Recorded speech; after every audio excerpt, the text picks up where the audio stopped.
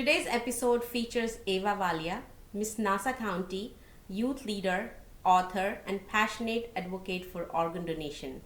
After losing her grandfather while he waited for a kidney transplant, Ava turned her heartbreak into purpose with her platform Save a Kidney. Now she's working with Donate Life and serving as the first ever junior ambassador for Donate Life in New York State, empowering young people to take action and save lives. Her story is one of purpose, passion, and impact, and you won't want to miss this inspiring conversation. Hi, Ava.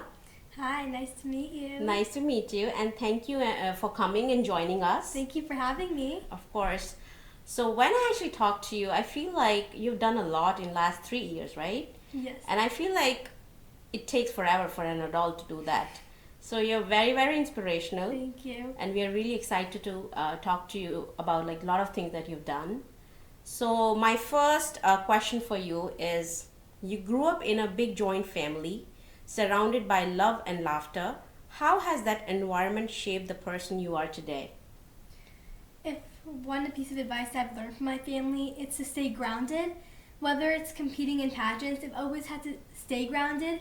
I have to remind myself that I'm enough, that I can accomplish anything. It's not just with pageants, it's with anything in general. Whether you're doing a dance competition or anything, you have to remind yourself that you're enough, because it's not about if you win or lose, it's about trying your best and giving it your all. That's amazing. And I know we talked about your grandfather. Yes. So your grandfather seems to have played a huge role in your life. What are some of your favorite memories of him, and what lessons from him have stayed with you? I still say to this day in front of all my family members, he was my favorite family member in the whole entire world.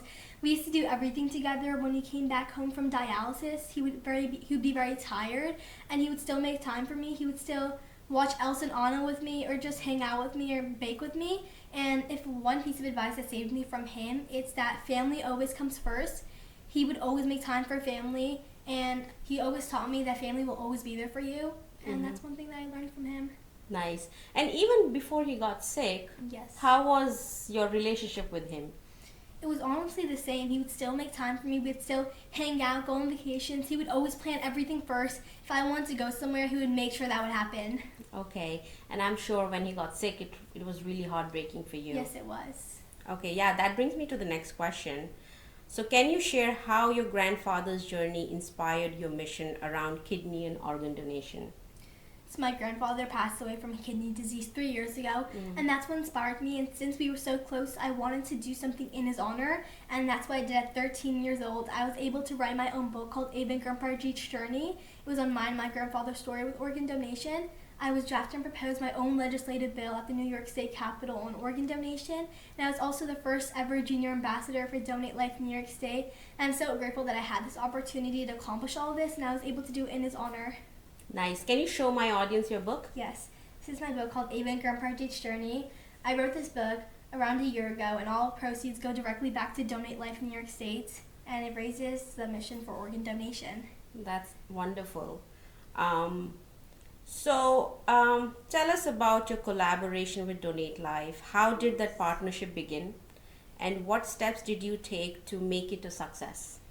So as I mentioned, when my grandfather passed away from kidney disease 3 years ago, that's when I started my platform called Save a Kidney. My platform at first was just on kidney disease, because that's what my grandfather had, and then I went to different community events and I met Donate Life over there, and they had such a great cause on organ donation, not just kidneys, and they reached out to me and asked if I could be their junior ambassador, and of course I took the opportunity because I want to be part of an organization that has such an amazing cause.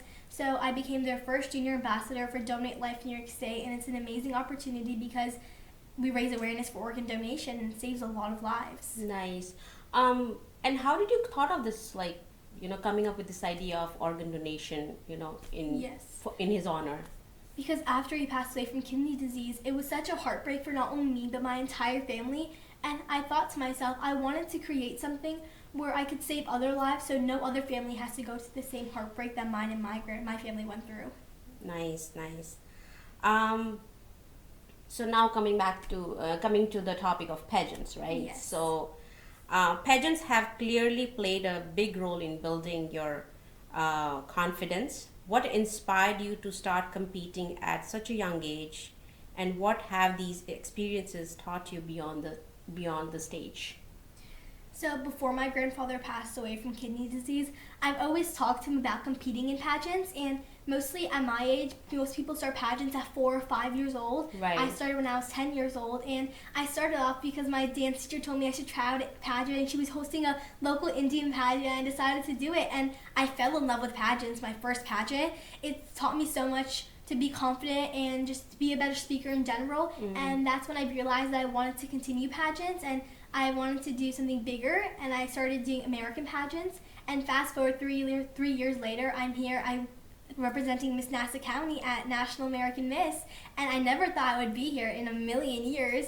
So it's so amazing to see how far I've grown in the pageant industry. Yeah, and that actually takes me to the next question. You have such undeterred confidence and strong speaking skills. What do you think that confidence come from, and how have you developed your ability to communicate so effectively? So I wasn't always so confident. Like, I used to be scared to talk to strangers at first, but after I started competing in pageants, it taught me, whether it's an interview or just talking to different lawmakers with my platform Organ Donation, I got to meet so many new people and connect with so many different people that I got used to talking to strangers, and now when I start talking, I cannot be quiet. Yeah. So were you uncomfortable initially when you were dealing with such big people, At first, I was kind of nervous because I was like, oh my god, there's these huge people here. But then I realized that I just have to be confident and be myself. Yeah, that's very nice. Yes. So again, another feather in your hat is you're also an author. Yes. We just talked about. What inspired you to write your book, and how do you hope it contributes to the betterment of your community? So as I mentioned, when my grandfather passed away, I wrote my book, Ava Grandpa's Journey, on mine and my grandfather's story with organ donation. And I was able to read my book in different schools and libraries. And my main goal is to not only raise awareness for organ donation, but I want to inspire other kids to find something that they're passionate about to advocate on. And all the money that I raised for my book goes back to Donate Life in New York State. So it's not only raising funds, but it's also raising hope. That's amazing. And how do you have kids coming to you and talk about their passions of writing book? Have that happened to you? Yes, so I love getting asked this question. Whenever I go to different schools or libraries, I always get asked, can I do this one day as well? Right. And I love answering this question because the answer is yes. You can accomplish anything as long as you put your heart and mind into it. Balancing school, pageants, and community work can't be easy. It's a lot of work.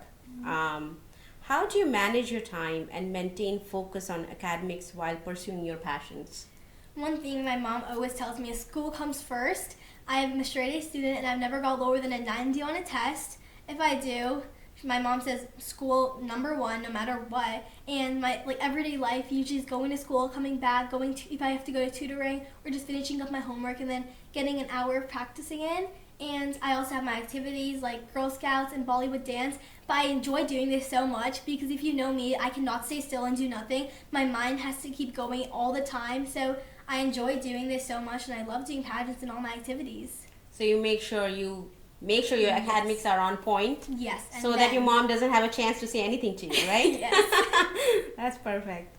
So we've talked about you've experienced moments of pressure and even setbacks, such as I think nationals last year. You tried at national last year. How do you stay positive and motivated when things don't go as planned? So last year at nationals, for me, it wasn't a setback. It was just a learning experience, and it really taught me to be confident, be myself, stay grounded. And I'm going back to nationals this year, and my main goal is just to become a better version of Ava and just do better as a person for myself. Right. And I think it's always trying again and again. Yes. I think there's no such thing as losing. It's either winning or learning. Right. You're not going to win all the time, but it's the thing that matters is that you tried, that you put yourself out there, and that you did your best and you gave it your all. Perfect. So that's bringing me to the next question. You are preparing for nationals again. What does your preparation looks like this time around, both mentally and physically?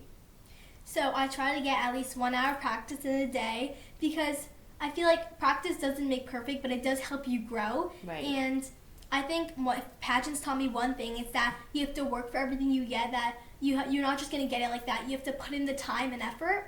And mentally, I always remind myself to stay confident, be myself.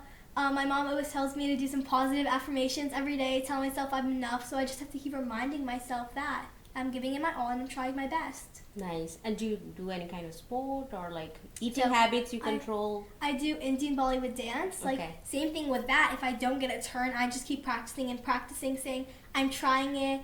I'm putting myself out there. I also do Girl Scouts. Same thing goes for that. I worked on my silver award. I'm working on my silver award right now. I got my bronze award, and I'm going for it. So that's all that matters. Nice. And are you particular about eating for this pageant, or you can eat anything? For me, I don't think it's about what's on the outside. For me, pageants is about what's on the inside, about how your heart is, and how it's not all about like, oh, just going and modeling. I think it's all about also like your community service, speaking skills, all of that combined. Very important question. In a world full of social media and constant exposure, how do you stay grounded and connected to what truly matters, especially as someone achieving so much at a young age? So I do have an Instagram account where I post when I do my daily life or community service, Ava Valia pageant journey. And my mom handles that account because she doesn't think I should be exposed to that much social media at once. I go to the Syosset district, and they made a new rule that you can't have phones in school. And I actually agree with that because I just want to be a kid and I get to socialize with my friends. Nice. So you kind of have a control over like social media. Yes, so my mom handles all my social media accounts. Yeah, that's true. Yes. And also I wanted to ask you a question. So you're so popular, you have done so much. Like, how are your friends with you? Like, are they indifferent? Because you're not like a normal kid. Let me tell you, you're very like above normal kid. So how do you feel people around you in school? How they react to your success? My friends definitely support me. I just feel like in school I'm like a normal kid. I do the same exact thing as everyone else. I get treated as a normal kid even though I do like pageants and all my community service. My friends support me, which I love doing that. I know whenever I go to dialysis center, I used to make cards. My friends used to help me make cards for that. Nice. And I enjoy doing that with my friends as well. That's really good. They are really good friends. Yes, I try to get everyone involved, even in my school. I actually I did a peer leader, which is like student council, and I got to read my book to all the 6th graders to spread the awareness of organ donation. Lovely. So to get my school involved also. Yeah, that's very good to have like good sets of friends, because that can really keep you grounded, of course, with your parents. And I think a lot of positive affirmations you get, having good circle of friends. Surrounding yourself by positive people. Yes. Nice. Who and what inspires you the most right now?